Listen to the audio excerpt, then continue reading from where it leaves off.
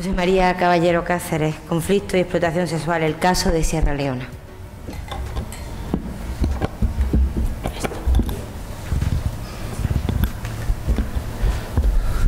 Bueno, buenas tardes a todas y a todos, y gracias a los organizadores de este congreso por invitarme y darme la oportunidad de estar aquí con todas vosotras y todos vosotros y compartir la experiencia de Sierra Leona.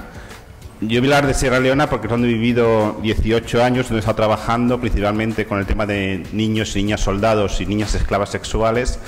Pero esto no es un caso que se limita solamente a Sierra Leona, prácticamente se da en todas las guerras africanas, que es lo que conozco, y ahora estamos viendo que se está dando no solamente en África, en todo el mundo.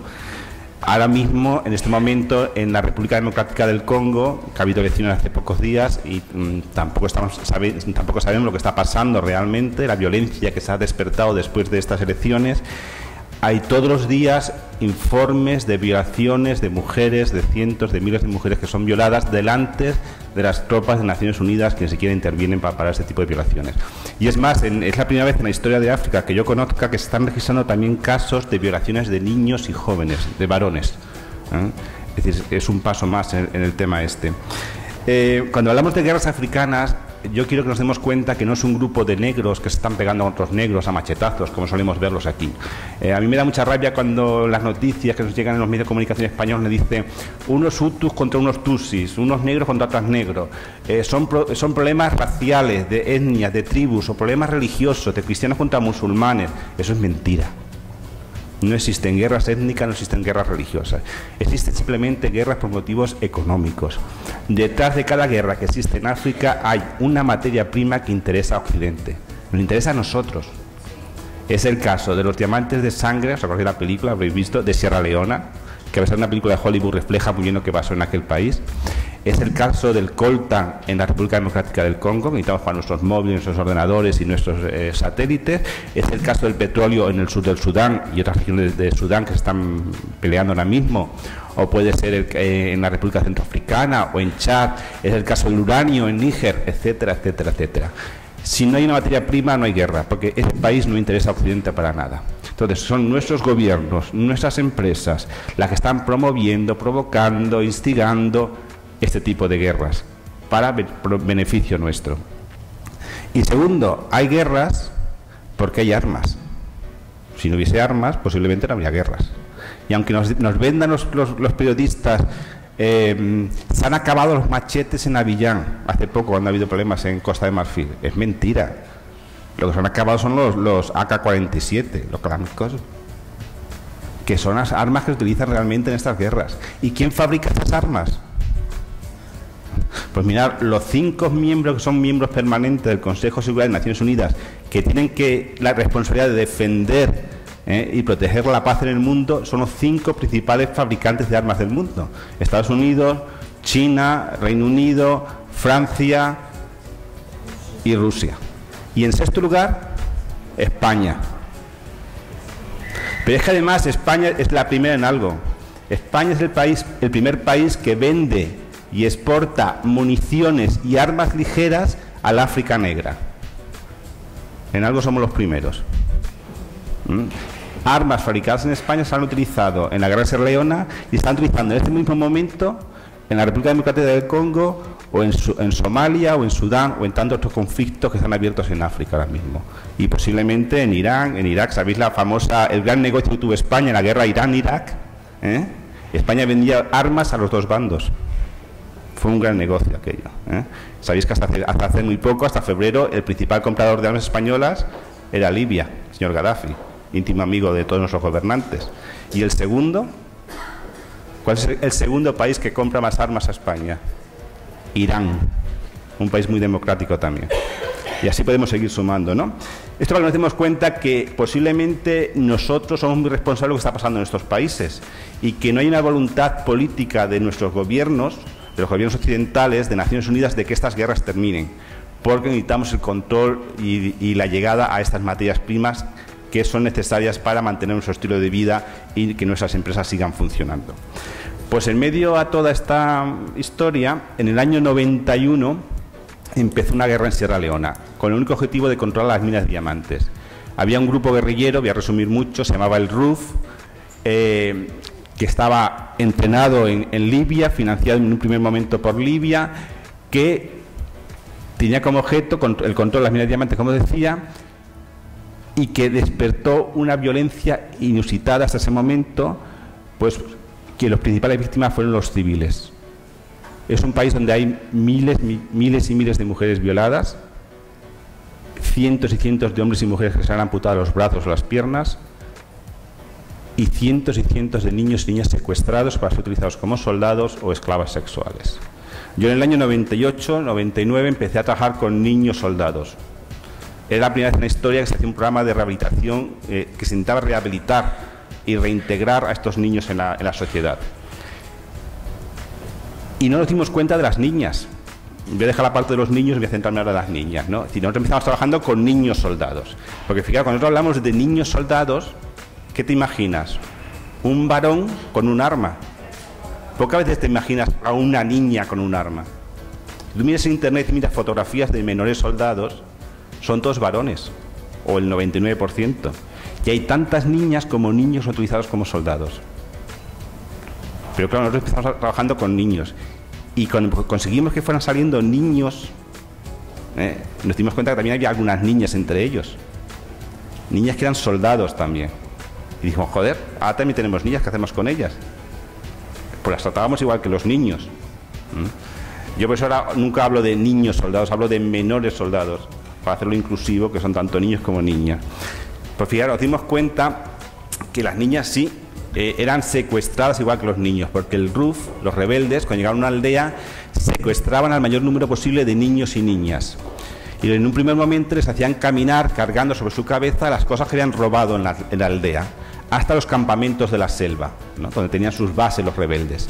Y una vez que llegaron a los campamentos, los niños eran distribuidos entre los combatientes como esclavos domésticos, pues para lavar, para buscar agua, para buscar leña, incluso por la noche tenían que dormir alrededor de las tiendas de los combatientes para recibir un ataque con sus cuerpos, protegerles, servirles de escudo. Y las niñas eran repartidas como esclavas sexuales. Estamos hablando de niñas de 7, 8, 9 años, y de ahí para arriba. Es decir, ser una esclava sexual en un campamento rebelde significaba que estabas a disposición de cualquier chico o hombre que estuviese en ese campamento, que no podías negarte a lo que él te pidiese y cuando él te lo pidiese. Y entonces sabemos, por cifras que hemos sacado un poco al final del conflicto, que muchísimas niñas murieron fruto de las violaciones a las que fueron sometidas en estos campamentos. Las que sobrevivían eran entrenadas después como soldados, como los chicos, y participaban en las campañas bélicas de la misma forma que participaban los chicos, pero cuando volvían a los campamentos tenían una segunda función de esclavas sexuales. Eran soldados y esclavas sexuales. Y entonces el sueño de cualquier chica en un campamento rebelde era el de llegar a ser una bushwife, una esposa de la selva. Es decir, que un jefecillo te tomase como esposa. ¿Por qué? Porque subías de estatus. Que tú tuvieses un hombre que te protegía significaba que nadie podía abusar de ti, solamente tu marido. Es decir, es para que veamos cómo está la manipulación, que tú desees ser esposa, bueno, pues es una protección al menos, y tienes un cierto poder.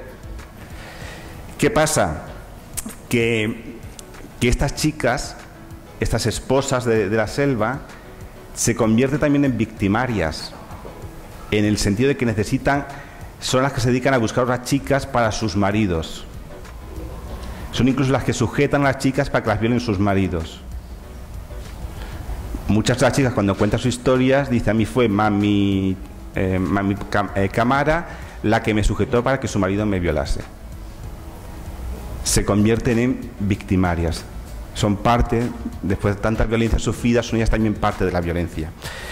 Otra cosa que sucede en estos campamentos, mirar a estos niños y niñas soldados, una vez que han sido entrenados como soldados, la primera misión que se les solía dar era enviarles a sus aldeas a matar al padre, a la madre o a algún miembro de la familia. ¿Y por qué se hacía esto? Porque si un niño, estamos hablando de niños de 7, 8, 9, 10 años, intentase escaparse del campamento rebelde, Él quería irse con su familia, buscar a su padre o a su madre, pero si tú has matado a tu padre, a tu tío o a tu hermano o a tu madre, ¿cómo vas a volver a tu aldea? Se rompen todos los lazos con la familia. Se le dice al niño o a la niña, tú ya no tienes familia. Nosotros somos tu familia, los rebeldes somos tu familia. Y entonces se crea un lazo fuertísimo, un nexo muy fuerte entre el niño o la niña y su captor. Tanto es así que los niños llaman a sus comandantes papá y las niñas llaman a sus abusadores papá. Era muy normal que cuando dijeras a una chica que se había salido embarazada, tenía un hijo de la guerrilla, ¿quién es el padre de tu hijo? Mi papá. Y es un niño de 10 años que se fía de su padre, que obedece ciegamente, que cuando éste le da órdenes de ataca sin pensarlo, porque no ve el peligro, porque está obedeciendo a su padre, porque además en ese momento entra en combate, se les hace unos cortes en la sien, se mete directamente cocaína mezclada con pólvora, el brown que se llama, y esos niños se convierten en auténticas máquinas de matar, se vuelven locos, ¿no?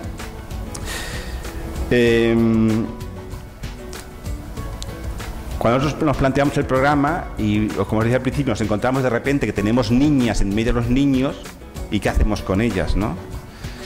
En el centro que hayamos abierto para la rehabilitación de menores soldados, en las afueras de Freetown, la capital Sierra Leona, nos dimos cuenta que a los pocos días de estar allí los chicos y las chicas, los chicos seguían comportándose con estas chicas de la misma forma como si estuviesen en el campamento.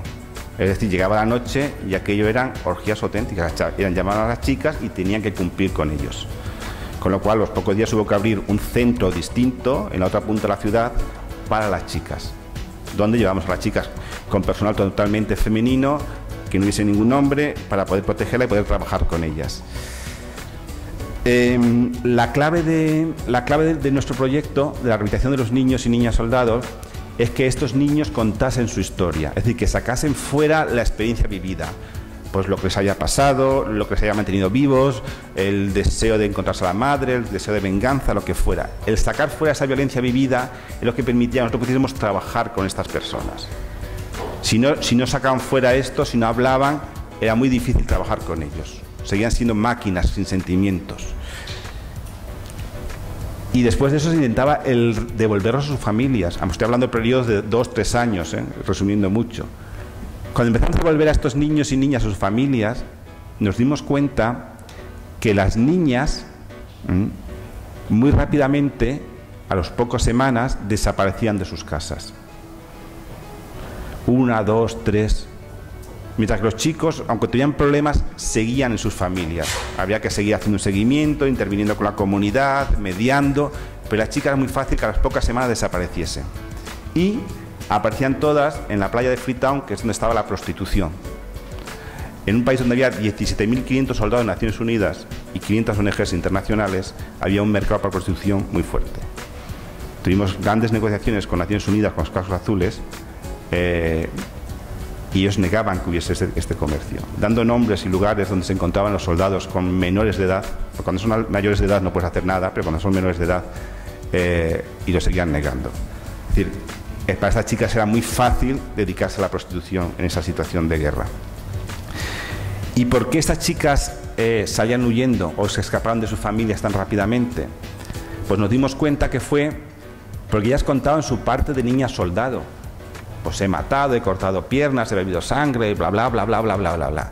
Pero muy rara vez, nunca, por no decir casi nunca, contaban su parte de mujer usada y abusada, su parte de esclava sexual, porque era muy difícil para ellas, por cultura, por vergüenza, por estigma, sacar esa parte fuera. Entonces, esas heridas seguían dentro de ellas.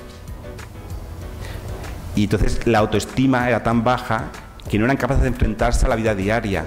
En cualquier problema que tuviesen con los vecinos, con el padre, con la madre o con un amigo, la salida fácil era huir, no era enfrentarse al problema. El problema es que se nos ha pasado que una chica va a buscar agua por la mañana con su cubo al río o a la fuente si vive en la ciudad, y está en la cola y de repente todo el mundo empieza a colarse de ella. Y lo normal es que todo el mundo empieza a gritar, sobre todo ahí en Sierra Leona, que todo el mundo grita por todo. Que te has colado, que me toca a mí, que no sé qué, como haría cualquiera, ¿no?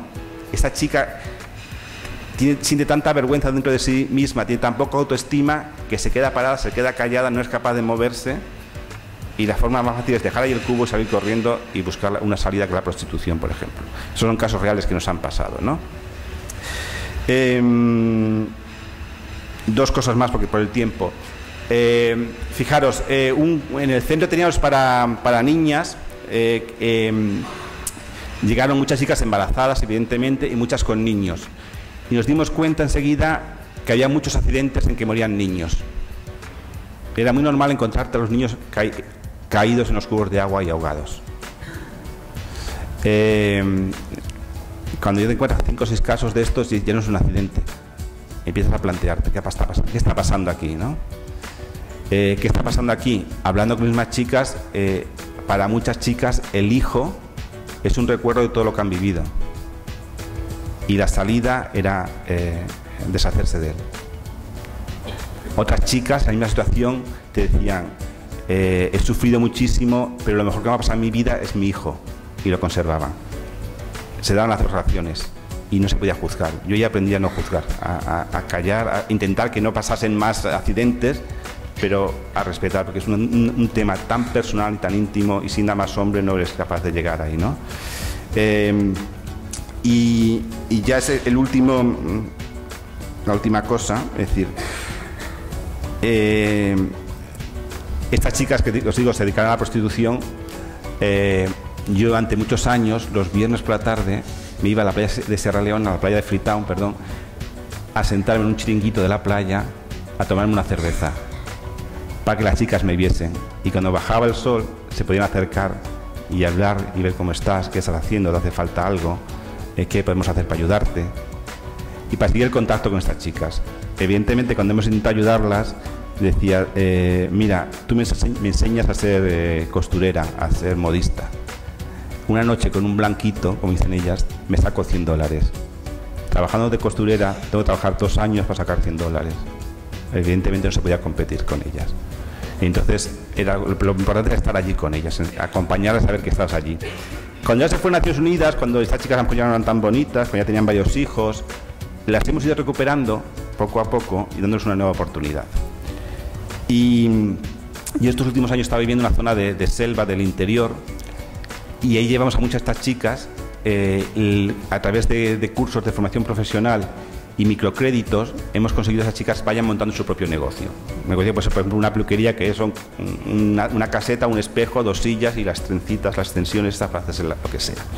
Entonces esas chicas se han dado cuenta que de repente pueden vivir y mantener a sus hijos sin necesidad de un hombre. Y está produciéndose, yo creo que a mí es una cosa que me gusta mucho y que me da mucha esperanza, es que estas chicas no quieren casarse, no quieren tener pareja fija. Esto dicho aquí no significa nada. En un lugar como Sierra Leona, sobre todo en una zona rural, es una auténtica revolución. Yo acompaño y me alegro, pero no puedo intervenir en esto. Es una decisión, digo, porque las que sufren las consecuencias sois vosotras, no soy yo. Y una de estas chicas, Momi, que es un poco la líder de todas ellas, que tiene su peluquería y tiene su novio, que es Abu, que es maestro en una de nuestras escuelas que tenemos allí, le tomo el pelo y digo, a ver, Momi, ¿cuándo te vas a casar con Abu? Y dice, nunca. Yo cuando quiero un hombre lo llamo, hacemos lo que tenemos que hacer, después voy a su casa y yo a la mía. Bastante he sufrido yo con los hombres para tener que aguantar a otro en mi casa. Bueno, esto quizás es la historia y el tiempo pondrá las cosas en su sitio, ¿no? Pero lo bonito de esto es que estas mujeres que han sufrido tanto, cuando se les ha dado una oportunidad después, están reafirmándose y están rompiendo moldes, que es lo bonito de esto. Es decir, costarán años y costarán generaciones que las cosas cambien, ¿no? Pero ahí siempre hay una pequeña esperanza en que las cosas puedan ser distintas. Bueno, me quedo aquí y después con el diálogo ya hablamos. Gracias.